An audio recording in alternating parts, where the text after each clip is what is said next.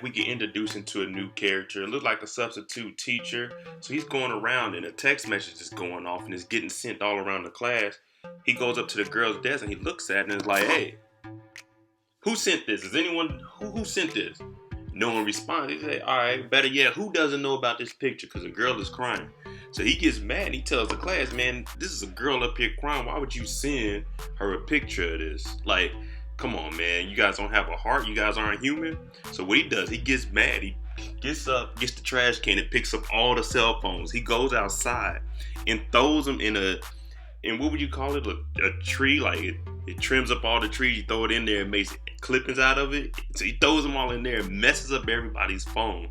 The janitor out there is like, hey, man, what are you doing? He goes over there and fights him. So you know whoever this substitute teacher is, man, he's done. He's kicked out of the school, man. It's over with for him.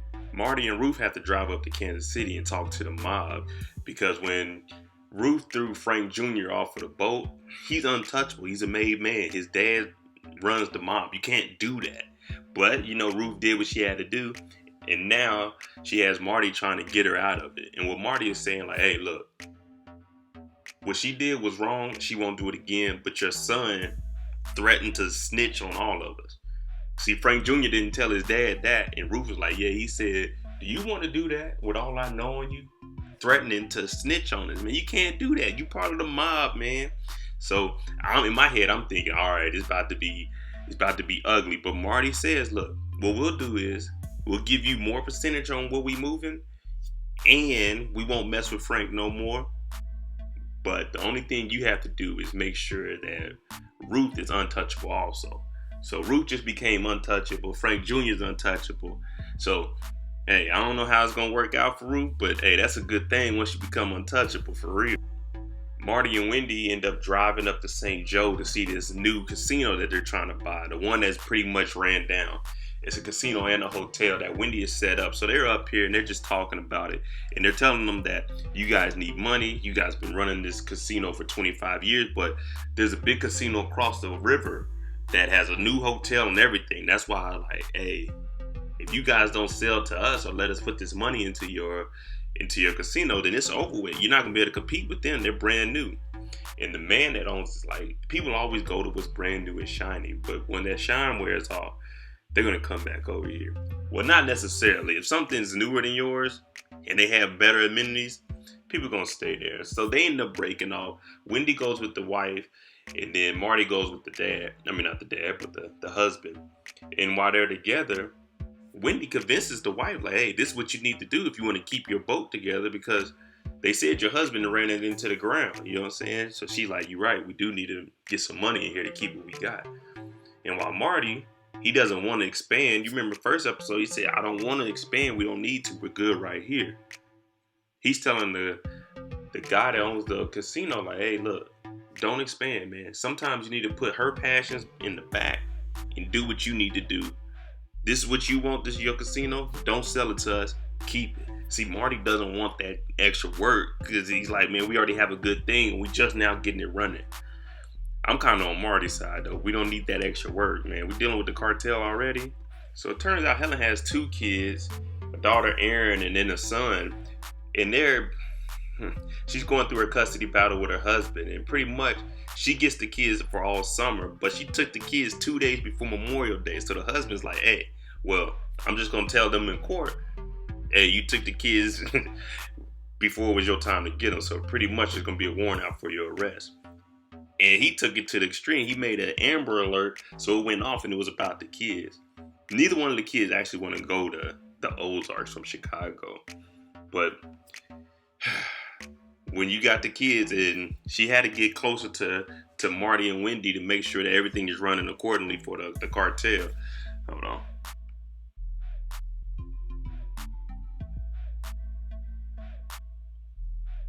And the kids don't want to go. So pretty much, she's going to end up having to send the son back because he got spring ball and the dad wants him to be up there so he can be ready for school when it comes time. I think he's a baseball player. So the new character, the substitute teacher's name is Ben. He actually comes down to the Ozarks. He comes to the Belle and he's just sitting in the casino drinking coffee.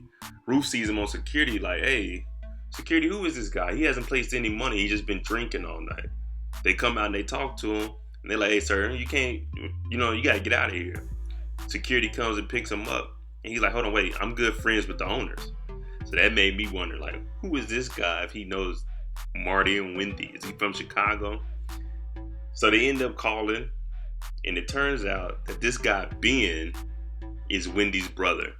So he comes over to the house, and Marty's already looking like, why is he here? Did you know he was coming? Wendy was like, no. So it doesn't look like they dealt with Ben in years.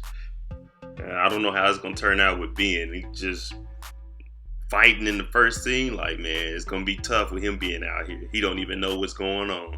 So this whole time, Marty's actually been listening in to Wendy's calls, especially when she's calling like Navarro down in the cartel. So he's just been listening just to see what's been going on.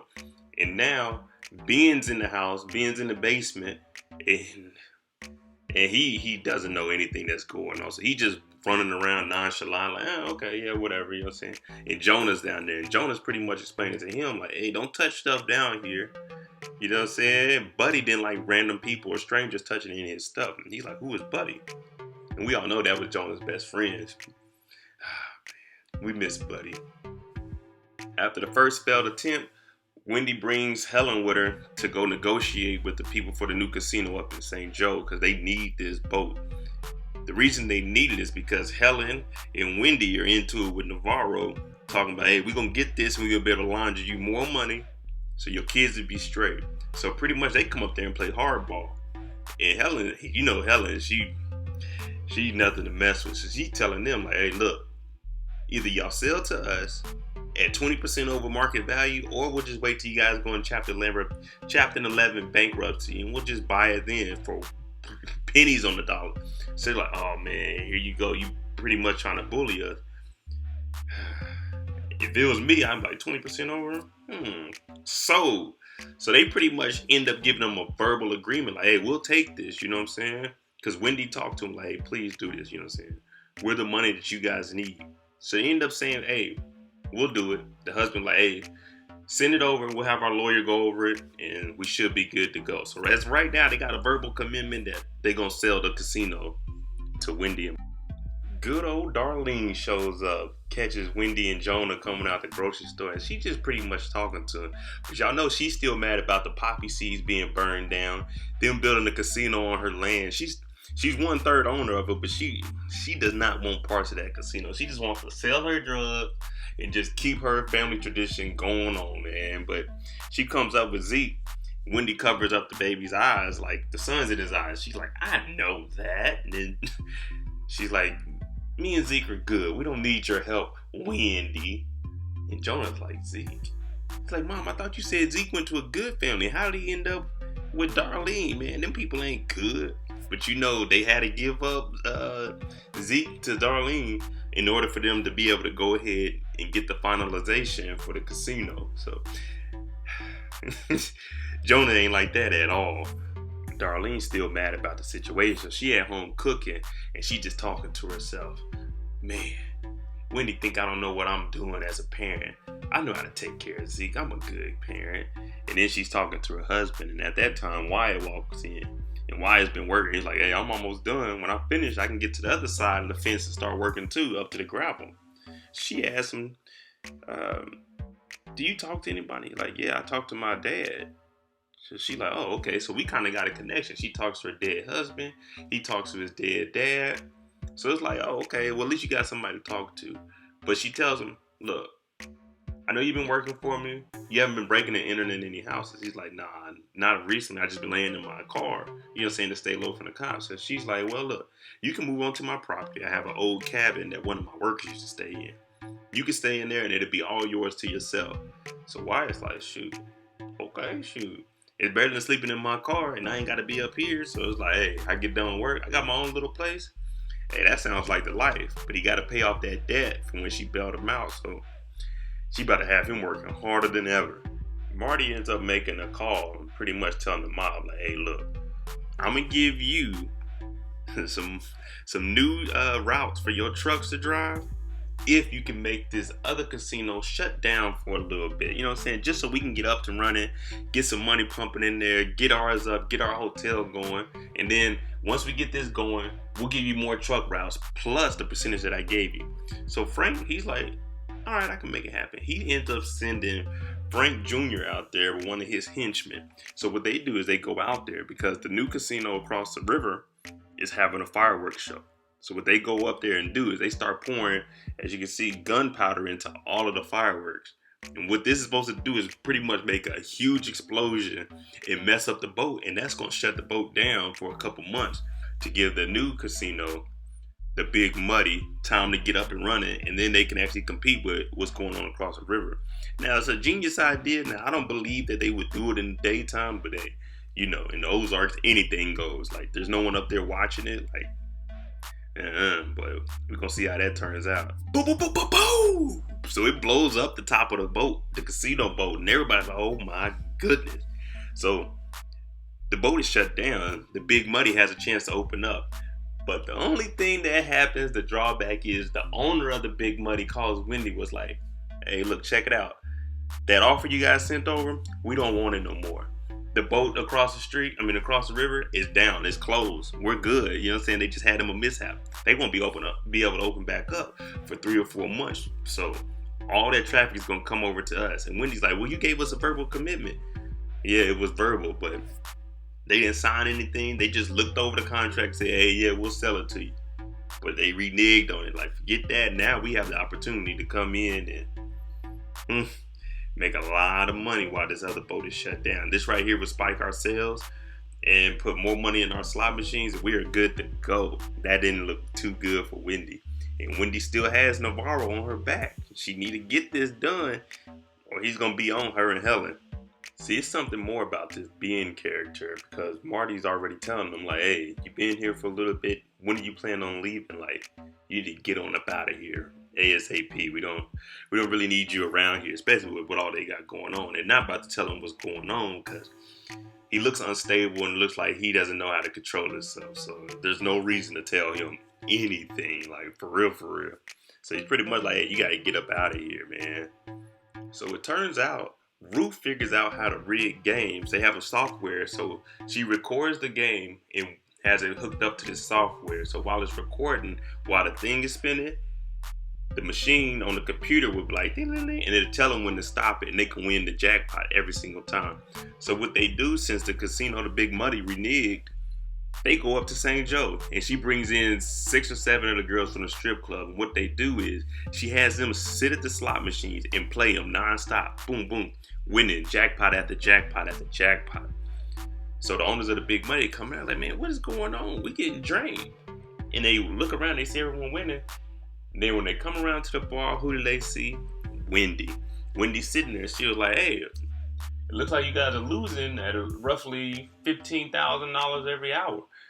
And they're like, what are you doing? Get out of here. She's like, we'll come back every single day and we'll drain each one of your slot machines. The Big Muddy owners are like, well, we'll just turn off the slot machines. And Wendy did her research like, no, you can't do that because it says that 80% of your income is from the slot machines. So unless you sell to us at $3 million less than what our first offer was, we'll be back every single day until you guys are broke and we'll be able to buy the boat out of bankruptcy. So Wendy and them, they got a lot of stuff going on. And it turns out Marty was listening on the call again. What does he do? He calls Ruth. Like, what are you doing? She's like, I'm helping Wendy out up in St. Joe. We're getting this money from the casino. And he's like, why didn't you tell me about this? She's like, you need to talk to your wife, Marty. Don't talk to me about this. They're getting in too deep, and Marty does not like this at all, man. So it was a lot going on at the end of this. It turns out that Helen had her husband knocked out and put in the trunk. Pretty much he's in the hospital now. And then Agent Evans comes and talks to Marty like, well, you know what? After all this, we've been watching you. We got a warrant. And what we're going to do with this warrant is we're going to have an agent come in this office and sit with you every single day for the next 2-3 months. And what they're going to have is a whole bunch of field agents on the floor watching and counting all the chips. Every transaction that happens on that floor, they'll be there to document it. This is so they can keep a account of how much money they're actually making, if there's an influx, and then anything that's bad going on. So Marty ain't gonna be able to do any laundering. And not only with that, they're gonna every hour they're gonna have to count all the chips, turn in the receipts, double check them with everything, compare them to the last month, compare them to the week before. They're gonna keep foot traffic, how many people are coming in. Pretty much they're about to go in depth of watching what is going on at the Missouri Belle. Like, this is not good for Marty at all. So now in his head, you already know it's racing. Like, what am I going to do to be able to get by all this and still be able to bring in money? Because now he can't put money in the drop boxes anymore because they're going to have an agent with him at all times. This is all bad. Hey, that's episode 2. But what I need y'all to do is comment below what you think is going to happen with the big money up in St. Joe. You think they're going to sell next episode or what? Because they said every day it's going to go down. Right now they're $3 million below the initial offer. I would sell. And it looks like the mob and Marty and them are back on the same page. But the big issue at hand right now is the big money. But hey, we're going to see how that turns out for winning them. Because you know they need that. Navarro is not playing with her and Helen. Comment below what you think. Hey, thanks for watching. Follow me on my social media. It's mo.j on everything. Hey, and please subscribe to the channel if you like the content. Hey, we're going to be back tomorrow with episode 3. Jimmy on the beat, boy.